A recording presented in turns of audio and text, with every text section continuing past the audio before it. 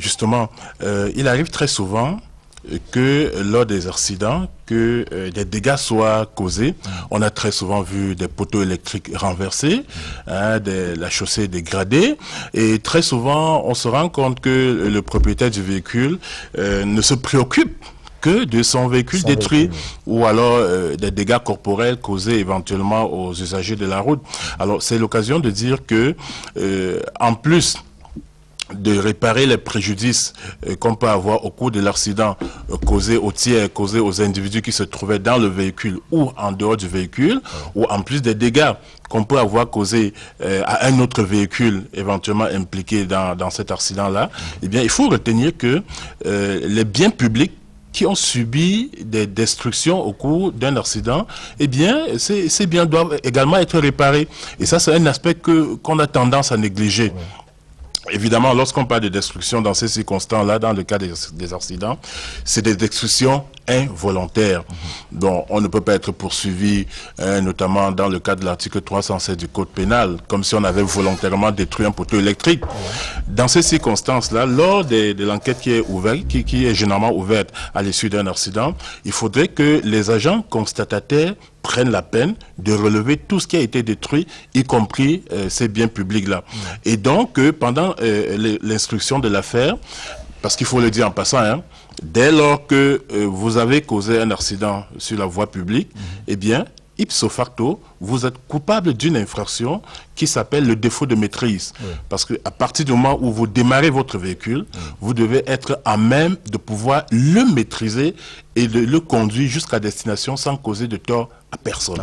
Si vous échouez, alors vous avez manqué de maîtrise et vous tombez sous le coup de la contravention qui s'appelle donc le défaut de maîtrise. Et vous serez donc traduit devant le juge correctionnel. Et pendant l'instance, on va donc établir, n'est-ce pas, tout ce qui a été détruit. Et si les agents constatataires de la police ou de la gendarmerie n'ont pas bien fait leur travail, cela ne va pas ressortir dans la nomenclature des dédommagements. Il faudrait donc que le procès verbal de constat puisse ressortir tous les biens qui ont été détruits. Et il faudrait surtout que l'État soit appelé à la barre pour pouvoir se constituer partie civile et demander à ce que ces biens qui ont été détruits, n'est-ce pas, puissent être réparés. Et c'est à ce moment que devient encore plus important les polices d'assurance que nous souscrivons.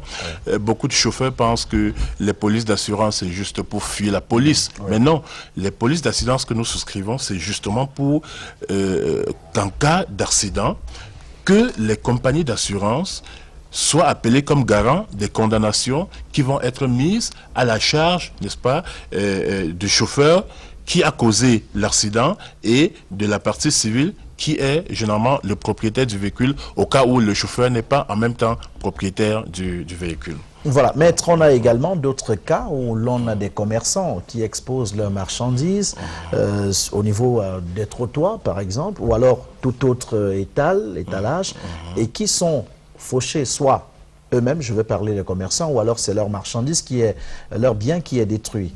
Dans ces cas-là, qu'est-ce qu'il faut faire? Là, c'est regrettable parce que, il faut le dire en passant, il n'est pas autorisé de faire du commerce sur le trottoir.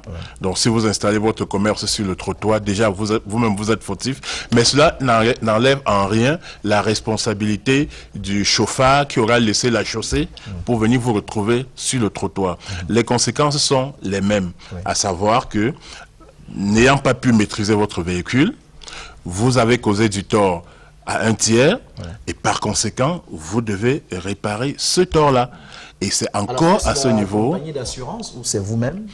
Justement, c'est important de le dire, parce que si le véhicule n'est pas assuré, il faut que les gens le sachent. Si votre véhicule n'est pas assuré, ou bien si la police d'assurance est périmée, si vous causez du tort, c'est-à-dire, vraiment, prenons le cas extrême, vous avez renversé cette personne qui est décédée sur le trottoir, eh bien, à ce moment-là, vous comprenez que la famille de cette personne va demander à être indemnisée. Et comme vous n'êtes pas assuré, c'est de votre propre poche que vous payerez. Et parfois, il peut s'agir de millions, voire des centaines de millions de francs CFA. Et naturellement, il va être très difficile pour une personne physique de pouvoir débourser autant d'argent, même en vendant votre véhicule au cas où